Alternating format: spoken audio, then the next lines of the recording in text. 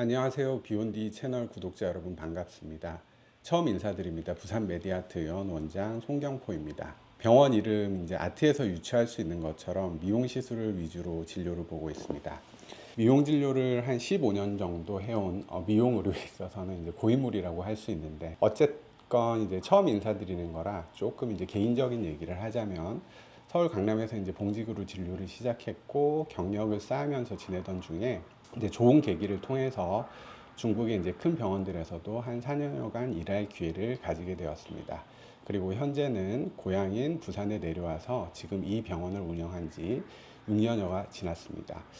오랜 시간 이제 많은 이제 환자 케이스가 좀 쌓이다 보니 그 중에서도 시술의 완성도, 환자분들의 만족도가 높은 시술이 자연스럽게 생겼고, 그것이 얼굴의 볼륨을 채우는 시술이었습니다.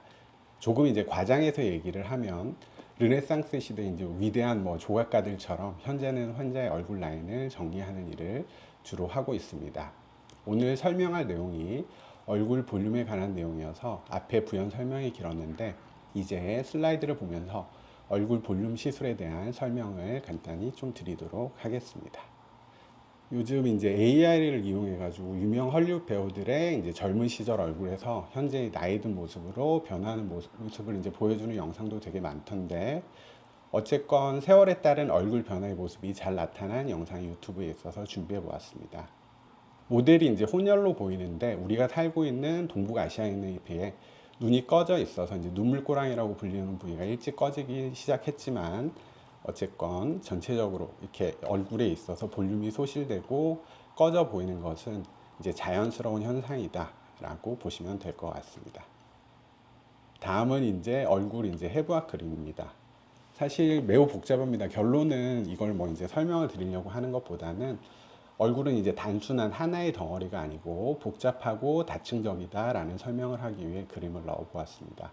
지방층들이 이제 인대에 의해서 이렇게 복잡하게 나누어져 있고, 계략적으로 되게 복잡하다 이렇게 이해하시면 될 것 같습니다.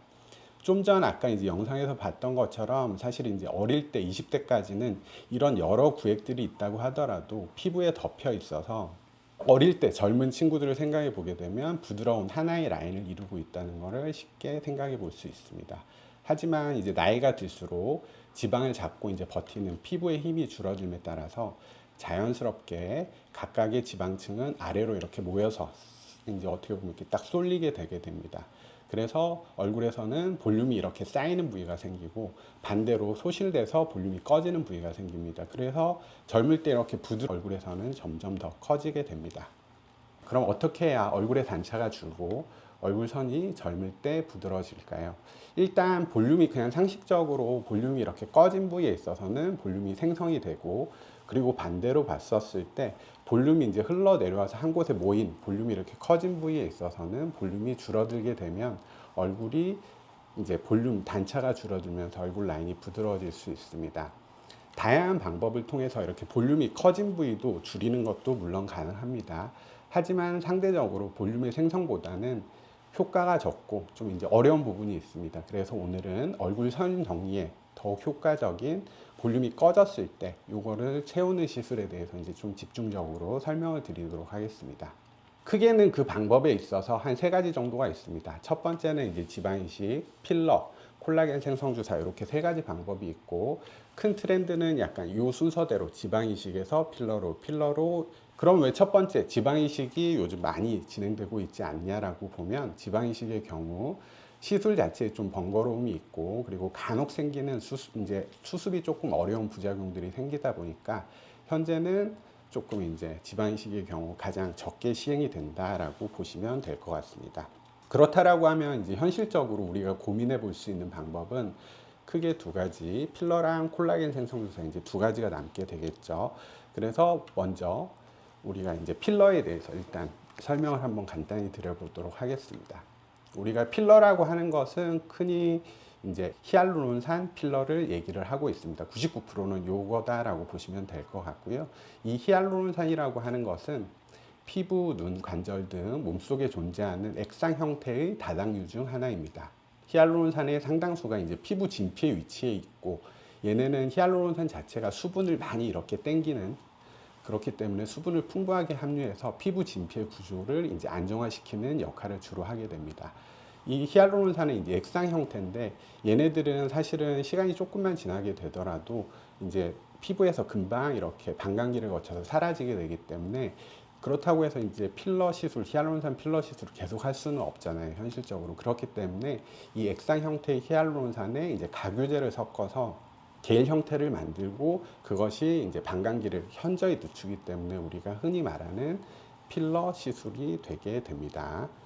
그리고 결론은 히알루론산 필러는 상대적으로 이제 콜라겐 생성 주사와 비교해 봤었을 때 이렇게 효과적입니다. 그것도 이제 즉각적으로, 효과가 즉각적이고 한 번의 시술만으로도 강력한 상당히 이제 볼륨감을 볼 수 있고, 그리고 상대적으로는 광범위한 부위에 이제 이런 시술 자체가 다 진행이 될 수 있는 것이 필러의 큰 장점입니다. 뒤에서 이제 다시 설명드리겠지만 오늘의 주제인 콜라겐 생성주사, 아직 나오지도 않았지만 콜라겐 생성주사에 있어서는 시술 부위에 있어서는 조금의 약간의 한계가 있는데, 그거는 이제 뒤에서 표를 보면서 다시 한번 설명을 드리도록 하겠고요. 그러면 이제 오늘의 주인공인 결국은 이제 콜라겐 생성 주사인데, 그러면 콜라겐이 중요하죠. 많이 들어보셨을 텐데, 일단 콜라겐은 피부, 머리카락 등에 있는 인체에서 가장 풍부한 이제 섬유성 단백질입니다. 장력이 매우 크고 상대적으로, 그러니까 힘은 단단한데 탄력, 탄성은 적은 흰색의 섬유 성분입니다. 인체 내에는 30여 종의 그냥 콜라겐이 되게 많다. 그 중에서도 대부분을 한 5종류의 콜라겐이 있다라고 보시면 될 거고, 그 중에 있어서도 실제 피부 미용에 있어서 주로 사용되는 것은 타입 1 콜라겐입니다.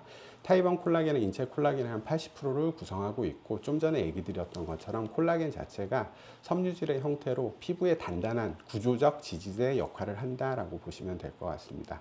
콜라겐은 간단히 얘기하면 건물에 있어서는 이제 철근 같은 역할을 한다라고 보시면 될 것 같습니다. 하지만 이 중요한 콜라겐, 그러니까 건물에서 이렇게 철근이 막 사라지게 되면 건물의 이런 어떻게 보면 안전성 자체가 현저히 떨어지게 되겠죠. 하지만 이런 중요한 콜라겐 자체가 우리가 슬프게도 이제 나이가 들면 들수록 이렇게 콜라겐 자체가 사라지게 됩니다. 쉽게 얘기하면 건물에서 철근이 숭숭숭 빠져나게 되죠. 그래서 20살 때는 탄력 있고 이제 탱탱했던 피부가 이제 저 같은 경우도 요즘은 아침에 일어나서 이렇게 눌린 자국이 점심때가 돼서도 이제 사라지지 않는 그런, 이렇게 참 슬픈 걸 보게 되는데, 그거 자체가 결국은 피부 노화의 근본 원인인 이제 콜라겐 감소 때문이다라고 보시면 될 것 같고, 이런 것들이 이제 이런 뭐 논문들을 통해서 이 정도로 줄어든다. 그래서 한 40대가 되더라도 벌써 피부 속 콜라겐이 한 20% 정도는 감소된 모습을 보인다라고 보시면 될 것 같습니다. 그러면 이제 이 콜라겐, 중요한 콜라겐을 만들어내는 정말 이제 주인공이죠. 진짜 주인공인 콜라겐 생성주사. 그 주성분이 이제 폴리락틱 액시드라고 하는 PLA 성분입니다. 이 PLA는 옥수수, 사탕수수 같은 식물에 함유된 젖산의 발효 과정에서 얻어지는 고분자 중합체입니다. 식물성 원료에서 유래되어서 당연히 안전성이 높고, 그리고 이 원재료 자체는 물과 이산화탄소로 생분해가 돼서 그냥 사라져 버립니다.